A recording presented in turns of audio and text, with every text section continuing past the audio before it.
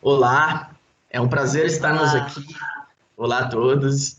É um prazer estarmos aqui na quarta edição das Conversas Online, uma iniciativa do Projeto Ser Mental. Temos aproveitado datas comemorativas para abordar vários temas ligados à promoção da saúde mental. Hoje, dia 15 de julho, é o Dia Mundial das Competências dos Jovens. Meu nome é Roberto Chiadelli e hoje tem comigo Raquel Raimundo, psicóloga educacional, doutora em psicologia da educação e autora do Programa de Desenvolvimento de Competências Socioemocionais Devagar se vai longe. Para além da publicação de vários artigos científicos, a Raquel publicou também um livro acerca dessa matéria e tem sido consultora na área de promoção de competências socioemocionais. Olá, Raquel, é uma honra tê-la aqui hoje, seja muito bem-vinda. obrigada pelo convite, Roberto. Ok. E também temos conosco, com muito prazer, um estudante de 17 anos, aluno do décimo, passou agora para o 11º ano, aqui de Olhão, Algarve, Diogo Nunes, para representar um pouco a perspectiva dos jovens sobre esse tema. Diogo, muito obrigado pela presença, seja muito bem-vindo. Obrigado, agradeço por ter-me convidado e vou fazer o meu melhor. Muito bom. Então, Raquel, gostaria de começar a perguntar mais sobre a questão do futuro. Quais são os principais desafios que o futuro está a trazer para os jovens hoje em dia? Bom, eu diria que talvez o grande desafio é lidar com a incerteza, é aprender a lidar com um mundo cheio de incertezas também e de alguns riscos. E, no fundo, preparar os jovens para esse mundo que neste momento ainda desconhecemos. Aliás, esta pandemia vem-nos lembrar justamente isso. O quão pouco ainda conhecemos deste mundo, não é? Portanto, se há um momento em que nós sentimos mais isso na pele, este certamente é um deles. De resto, em termos de desafios que se colocam às crianças e aos jovens, diria que é um pouco os mesmos que nós partilhamos também em termos de humanidade. Talvez destacasse as questões relacionadas com a revolução tecnológica e com a inteligência artificial, com todos os desafios que isso nos traz, não só no campo profissional e no número de profissões que ainda estará certamente por vir e que ainda desconhecemos neste momento e que temos de preparar os jovens também para elas, mas até de um outro ponto de vista que considero mais importante, que é o ponto de vista ético.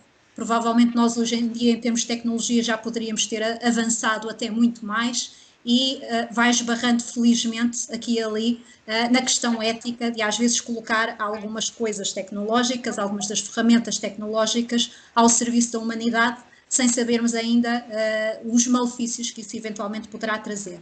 Portanto, este se calhar era um dos aspectos. Depois, outro dos aspectos será provavelmente o desafio das alterações climáticas. Nesse aspecto ali, a geração do Diogo tem feito muito mais a sua cota-parte de trabalho do que propriamente a nossa geração e as outras gerações, não é? Tem tido um papel, diria que até fundamental, e tudo aquilo que está relacionado com o facto do tema que é tão, ou do lema, mais do que o tema, ou o lema, que temos tão presente, não há planeta B e tudo o que isso implica e tudo aquilo que a evidência científica nos tem apontado a esse nível e que precisamos de alterar nos próximos 30 anos. E depois, se calhar, terminaria por dizer a questão das desigualdades sociais.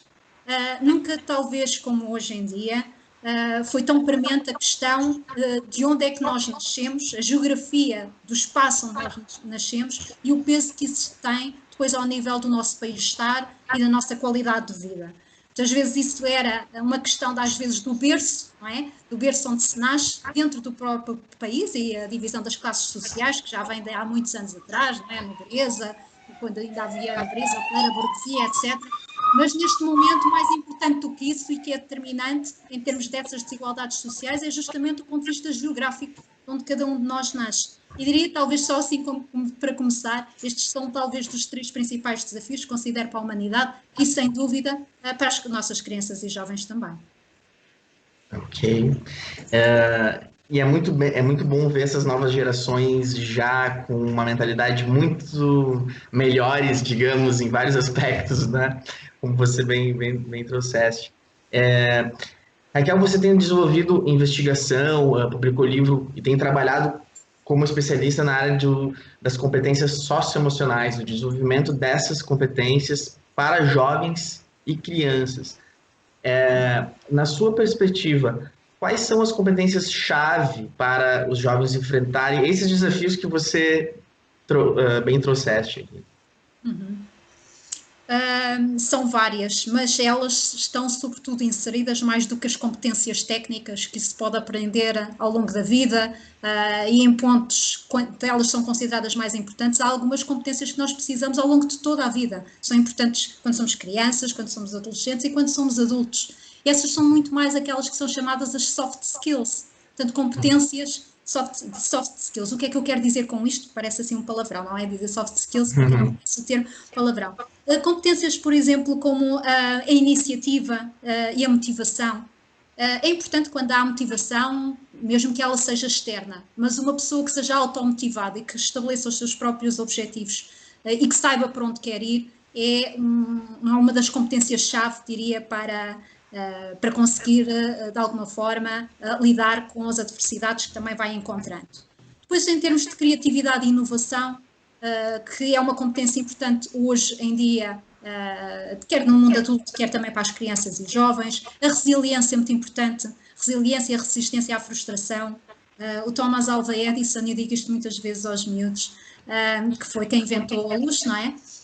E não só, mas pronto, esse foi se calhar a descoberta mais importante dele, e ele dizia muitas vezes, quando era questionado, pronto, falhou, quer dizer, tentou de 600 vezes, já não me recordo, 600, 1000 e tal vezes, criar luz e falhou só à tentativa 600 é que conseguiu. Ele diz um bocado a brincar, não, eu consegui foi descobrir que 599 formas de não fazer luz, não é? Um bocadinho a brincar, mas é esta persistência, capacidade para resistir, tentou, até conseguir, e essa é uma capacidade muito importante. Depois também a capacidade de planeamento e organização, de estabelecer objetivos, lá está. A autoconfiança, portanto, acreditar em si próprio e que vai conseguir atingir nas suas competências, nas suas capacidades, naquilo que consegue desenvolver para se estabelecer esse plano. E as competências de comunicação e de relacionamento interpessoal. Não é preciso ser extremamente extrovertido. Eu digo isto porque às vezes é uma preocupação dos pais que os filhos não sejam suficientemente extrovertidos. Eu digo um bocadinho a brincar que ser extrovertido não é uma qualidade e introvertido um defeito. São características de personalidade. Mas mesmo nas pessoas mais introvertidas é possível desenvolver estas competências de comunicação e de relacionamento interpessoal. Isso também é uma questão importante. E depois tudo o que diz respeito à autoconsciência, capacidade de analisarmos as nossas próprias emoções e sabermos o que estamos a sentir, a capacidade de empatia, de nos descentrarmos e colocarmos no lugar do outro, a capacidade para nós gerirmos as nossas emoções, em especial aquelas que são menos positivas, naturalmente, porque as outras é deixar fluir, a forma como estabelecemos e mantemos ao longo do tempo o contacto, a relação com os outros, e a tomada de decisão em situações sociais, aquelas tomadas de decisão mais para situações complexas do que propriamente para situações que são do dia a dia, porque essas decisões tornam-se habitualmente de forma mais automática. Sim, sim. É muito interessante trazer soft skills que estão mais popularizado um pouco nas universidades, mas é muito embrionário ainda, penso eu, nas escolas. E eu acho importante falarmos sobre isso, porque é tão importante falarmos ou desenvolvermos essas competências socioemocionais, porque há um tempo atrás a escola era mais um local de desenvolvimento muito mais técnico, né? E agora as coisas estão mudando, mas ainda existem poucas iniciativas, não sei, ainda mais se em Portugal não posso trazer assim muita certeza, mas pelo menos no Brasil ainda sabemos que pode crescer mais esse investimento, né? Como você percebe isso? Pois, se nós pensarmos logo de base que cerca de 15 a 20% das nossas crianças e adolescentes apresentam perturbações de foro emocional ou comportamental, isso é logo uma justificação mais básica, não é? Muito importante para percebermos qual é a relevância da promoção destas competências. Logo assim, à partida, já sem sequer pensarmos em termos da sua vida adulta, é logo no presente, não é? pois são cada vez mais importantes e provavelmente também foram durante toda a vida, mas antes de uma forma mais informal e sem muito treino explícito. Cada vez as escolas vão compreendendo mais também a importância de fazer a promoção destas competências de forma explícita. Exatamente como se for professora de português, por exemplo, que não sou, não é? Mas se for professora de português, certamente terei mais que habilitações para dar português a um filho, não é? Mas não sei, não serei professora de um filho, não é?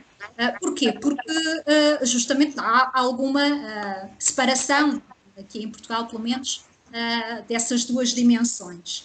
E é exatamente a mesma coisa que se passa para as competências socioemocionais. Ela era ainda, e em alguns setores ainda continua a ser vista como algo que cabe apenas à família, mas não, é um treino que também deve ser feito de forma explícita, e para ser feito de forma explícita e não estar dependente das desigualdades em termos do contexto sociofamiliar de cada criança e jovem, é bom que sejam desenvolvidas justamente em contexto escolar, para evitar essas desigualdades. Portanto, se há pais que se calhar poderão promover mais, de uma melhor forma, estas competências, e se outros não, então será útil que caiba à escola esse papel também para poder fazer essa promoção de competências de forma mais explícita.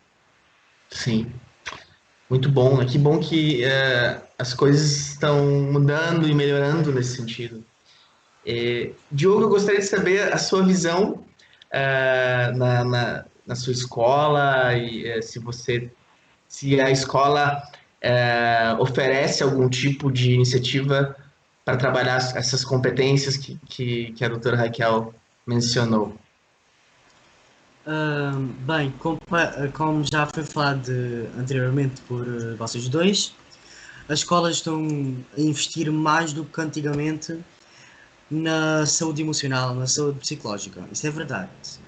Porém, acho que ainda não é o suficiente. Acho que ainda não investem da forma como deveriam.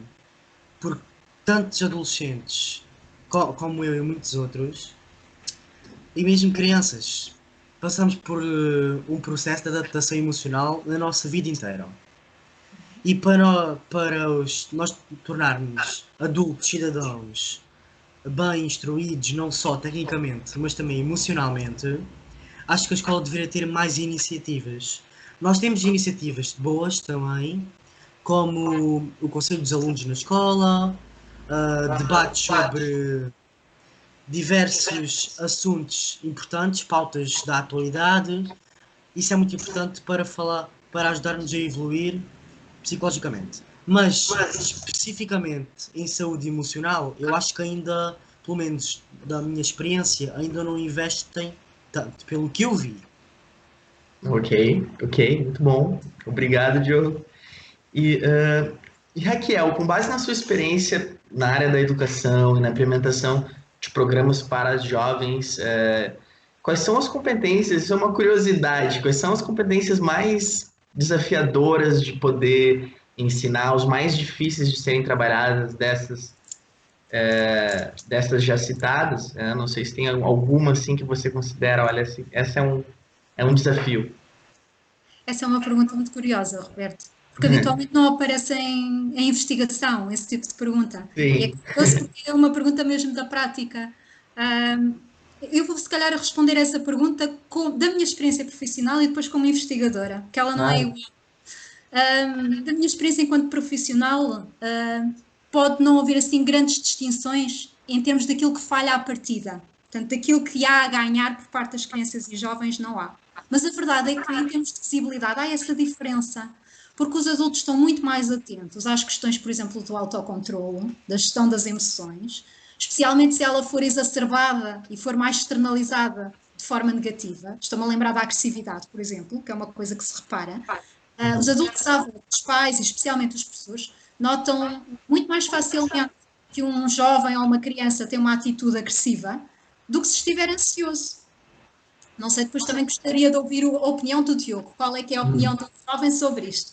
Mas, no geral, aquilo que os jovens, pelo menos quando falam comigo, aquilo que eu sinto é que há muito mais referenciações para encaminhamento para o psicólogo por parte dos professores, quando eles têm esse tipo de comportamentos, mais externalizante e desajustado, do que quando têm sintomas de ansiedade ou depressão, demoram mais a perceber. Portanto, eu diria, eu não sei se são mais difíceis de trabalhar, às vezes são mais difíceis logo de se notar à partida. E, portanto, eu destaco se calhar aí o autocontrole, é aquela que aparece mais, mas eu penso que é por esse motivo, é aquela que dá mais nas vistas, digamos assim.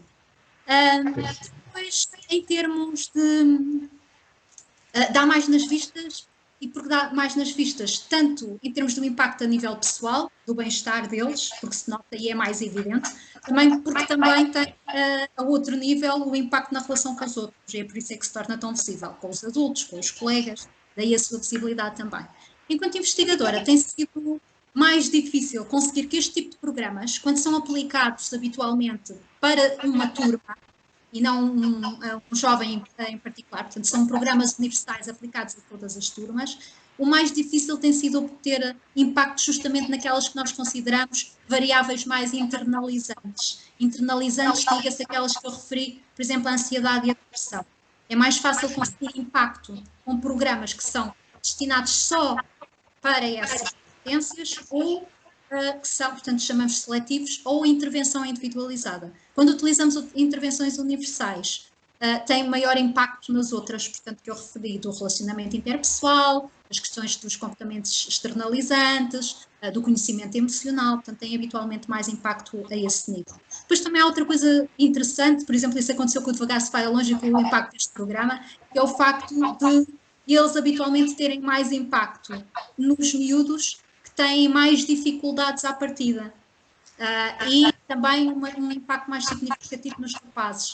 Mas isso explica-se não porque eles estejam mais adaptados aos rapazes ou quem tem mais dificuldades, é explicado na investigação por um efeito de chão, aquilo que nós explicamos de efeito de chão. Ou seja, como têm mais para evoluir, é natural que consigam. Quem já está muito próximo do topo, se calhar beneficia menos, não é? Portanto, é facilmente mais explicável por esse motivo. Curiosamente, no caso do Devagar se vai longe, não houve diferenças em termos do nível socioeconómico. Portanto, quer os miúdos do nível socioeconómico mais elevado, quer mais baixo, beneficiaram igualmente, ou de forma muito semelhante, não foi significativo com o programa. As mudanças. Interessante, muito interessante. Aí a gente entra também muito na questão da saúde mental mesmo, né? Da ansiedade, daquele ponto mais invisível, né? Eu gostaria de saber do Diogo, Diogo, se você gostaria de falar algo sobre esse aspecto aí, ansiedade, depressão.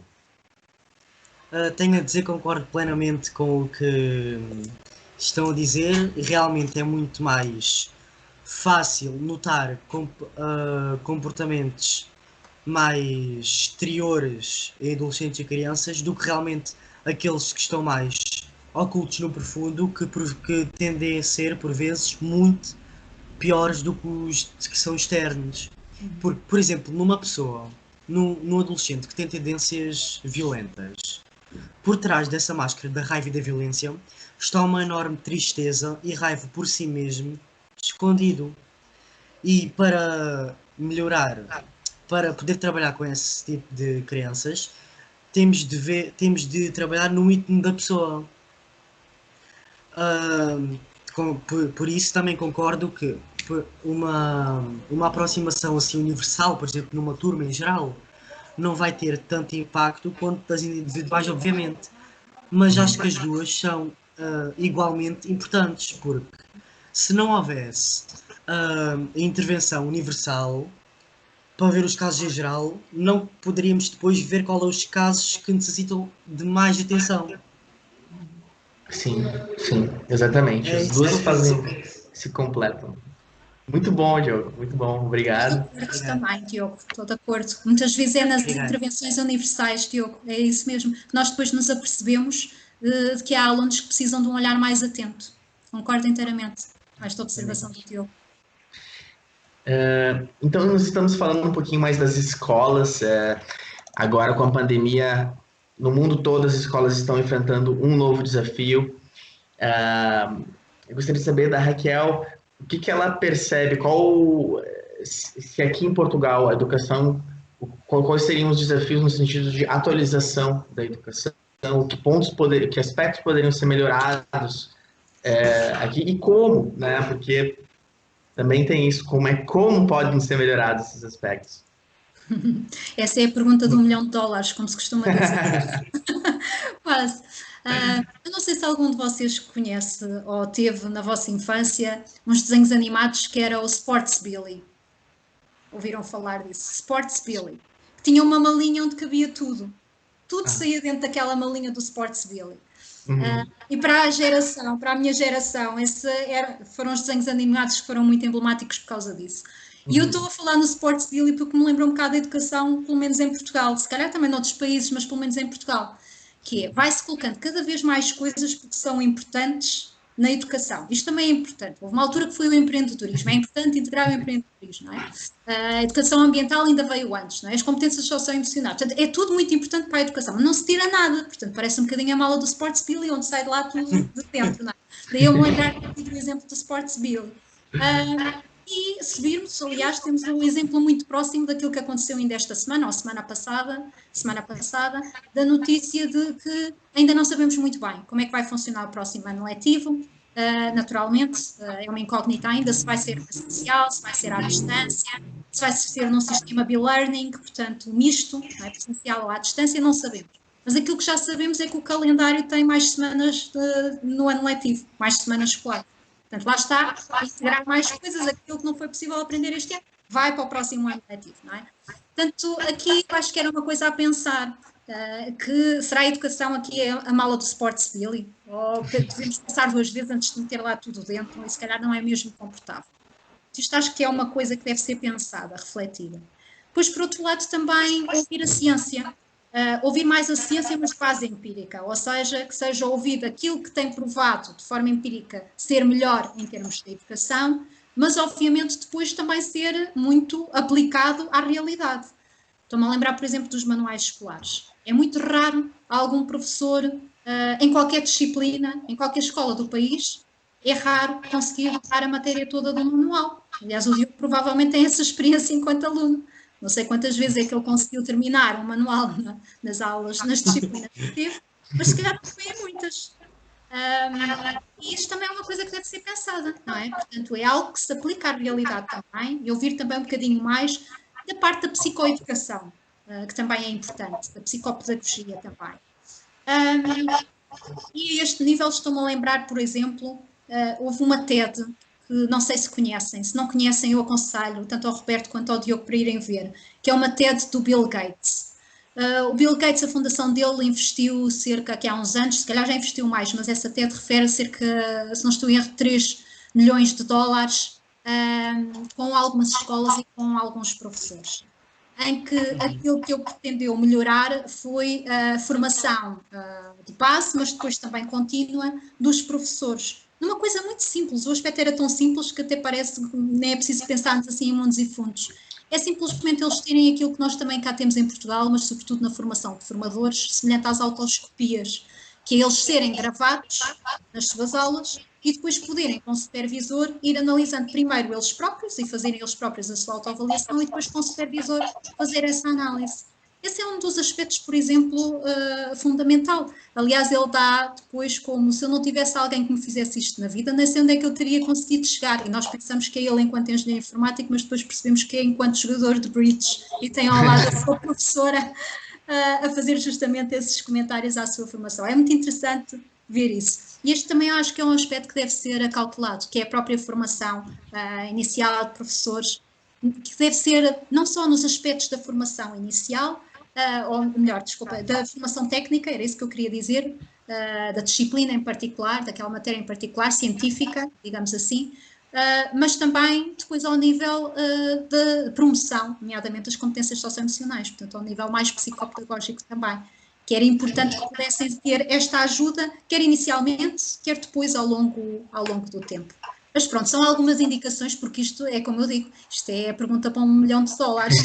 É verdade. Esta pergunta, Roberto, ficávamos aqui a tarde toda. Vamos criar a escola do futuro, né? Tipo, né?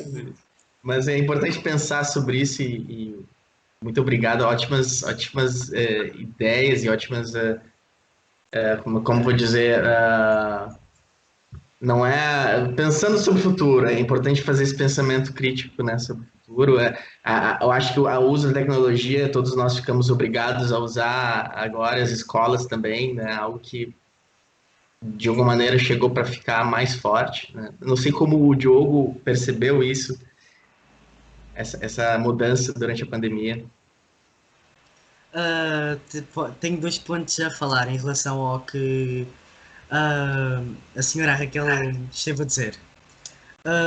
Em primeiro, concordo plenamente, usando o exemplo que a senhora deu, de que as escolas e do que o ensino que está cada vez a enfiar mais partes técnicas na mala, na mala, na mala. E, na minha perspectiva, é realmente importante os alunos serem instruídos tecnicamente, porque afinal é esta instrução que nos vai guiar profissionalmente no futuro. Porém, eu continuo a achar que as escolas ainda pecam muito na parte psicológica do ensino.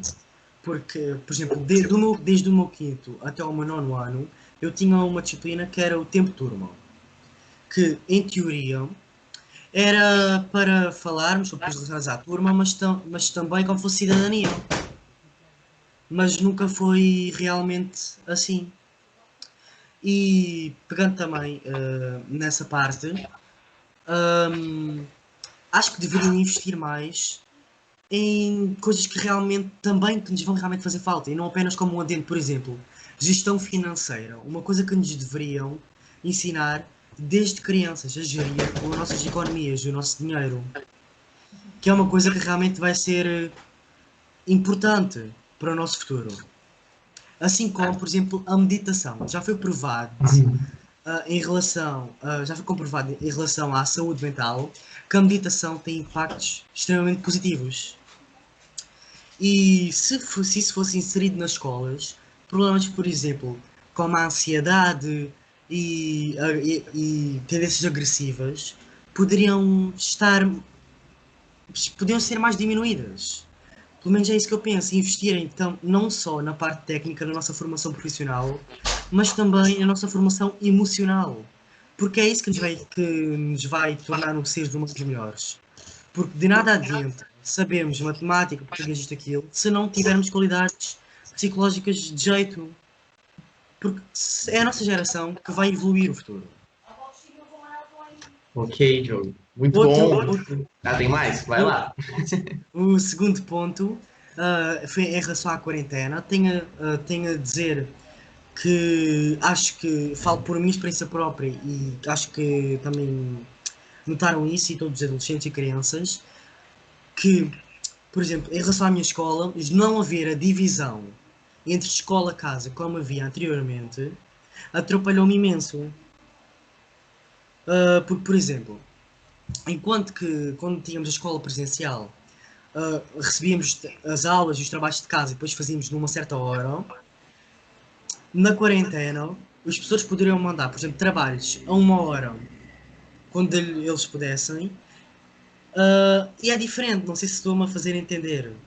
É mais complicado uma pessoa organizar-se. E também, em termos de ansiedade, ataca muito mais, porque a pessoa é forçada, entre aspas, a ficar em casa e a encarar as suas próprias sombras, que é algo que o ser humano tende desesperadamente a não fazer. Porque para a pessoa enfrentar as suas sombras é complicado ver as piores partes de si mesma, que na verdade nem são piores, são apenas as partes ou que a pessoa não aceita ou que a pessoa tem medo do que possa acontecer.